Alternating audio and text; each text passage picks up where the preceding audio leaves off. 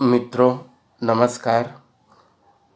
मैं संत साहित्य और मानव मूल्य पर अपनी बात रखना चाहूँगा। भूमंडलीकरण के दौर में जब पूरी दुनिया का समाज, साहित्य, संस्कृति और भाषा 180 डिग्री पर घूम गई है, तब संत साहित्य के सामाजिक एवं सांस्कृतिक प्रदेय पर चिंतन किया जाना अत्यंत प्रासंगिक है। भूमंडलीकरण के दौर में भारतीय संस्कृति यदि विख्यात है तो उसका मूल आधार संत साहित्य ही है। इस सत्य को नकारा नहीं जा सकता। भौतिक सुख सुविधाओं ने हमारी मानवीय संवेदना को तहस नहस कर दिया है। हम सुविधाओं में गिरकर दुविधाओं में जी रहे हैं। एक ही घर में रहते हुए भी किसी को किसी से बात करने के लिए समय नहीं है। मित्रों, सामाजिकता समाप्त नहीं हो रही है, बल्कि सामाजिक एवं मानवीय मूल्यों पर भौतिक प्रगति और तथाकथित विकास ने कब्जा जमा लिया है। ऐसे दौर में यदि मानव को मानव रहना है, बच्चों को इंसान बनाना है, तो संतों के विचारों को आधार बनाना होगा। इसके लिए संत साहित्य महत्वपूर्ण उपादान है। भारत संतों की धरा है। भारतीय संस्कृति को मजबूती प्रदान करने में तुलसीदास, कबीरदास, सूरदास, नंददास, नरहरिदास, दादू दयाल, रैदास, ज्ञानेश्वर, नामदेव, एकनाथ, तुकाराम, रामदास, तुकोजी महाराज, बंगाल में जयदेव, चैतन्य महाप्रभु जैसे संतों की भूमिका उल्लेखनीय ही नहीं, महत्वपूर्ण भी रही है। वर्तमान समस्याओं, संघर्षों से उबरने हेतु संतों के सामाजिक प्रदेय को अवलोकित करने की नितांत आवश्यकता है। हिंदी साहित्य पूरे हिंदुस्तान का गौरव है। इस साहित्य ने ज्ञान गंगा की धारा को तेज करते हुए तर्क को धारदार तरीके से स्थापित करते हुए सामाजिक बुनियाद को मजबूत किया। संतों ने अपने दिव्य ज्ञान से समस्त विश्व को आलोकित किया।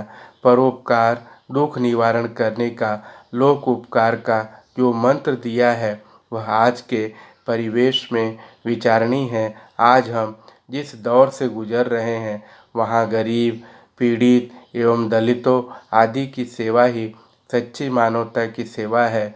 मानव के लिए आवश्यक है कि हम जात पात, ऊंच नीच आदि की भावना से उठकर प्रेम और भाईचारे का व्यवहार करें। संकट और विपत्ति, चाहे वह कोरोना जैसी महामारी ही क्यों न हो, ऐसे में की गई छोटी से छोटी मदद और सहायता का दूसरा नाम ही मानवतावाद है। कोरोना वायरस जैसे महामारी के इस दौर में निसहाय और भूखों को अन्न दान करना, अपने बचाव हेतु लोगों को जन जागृत करना भी सच्ची मानवीय सेवा से कम नहीं है। संतों ने बाह्य आडंबर, अंधविश्वास और दिखावे को मिटाकर मानवीय मूल्यों का वास्तविक स्वरूप उद्घाटित किया है। उसे जीवन में, आचरण में कैसे उतारे, इस बात पर हमें गहराई से चिंतन करते हुए उसे सही अर्थों में उन्होंने चरितार्थ भी किया है। मानवतावाद हेतु जात पात और ऊंच नीच की भावना से उठने का बिगुल बजाने वाले ये समाज के निम्न जाति के सामान्य जन ही थे। जैसे नामदेव, दर्जी, कबीर, जुलाहा, धन्ना, जाट जैसे सैकड़ों भारत के संत महाराष्ट्र, तमिलनाडु, कर्नाटक, आंध्र प्रदेश, उड़ीसा, बंगाल, राजस्थान, उत्तर प्रदेश से लेकर पंजाब तक एक सद्विचार के प्रवर्तक के रूप में खड़े होते हैं। संतों ने जन जन में इस नवीन चेतना और आध्यात्मिक एकता के भाव को पैदा किया। मध्यकालीन समाज में भक्ति आंदोलन का आरंभ भी वर्ण व्यवस्था और नारी पुरुष के भेदभाव को तोड़ने वाला था। नारी की इच्छा अनिच्छा पर कतई विचार नहीं किया जाता था। ऐसे परिवेश में मीराबाई, जनाबाई, बहनाबाई, सहजोबाई आदि के द्वारा जलाए गए मशाल को कैसे भुलाया जा सकता है। मित्रों, आज हमें मजहब के नाम पर, जात पात के नाम पर भ्रमित करने वाले, देश की एकता को कमज़ोर करने वालों की कथनी और करनी पर विचार करने की ज़रूरत है। भय, आतंक और कोरोना वायरस के संक्रमण से भारत ही नहीं, संपूर्ण विश्व बेहाल है।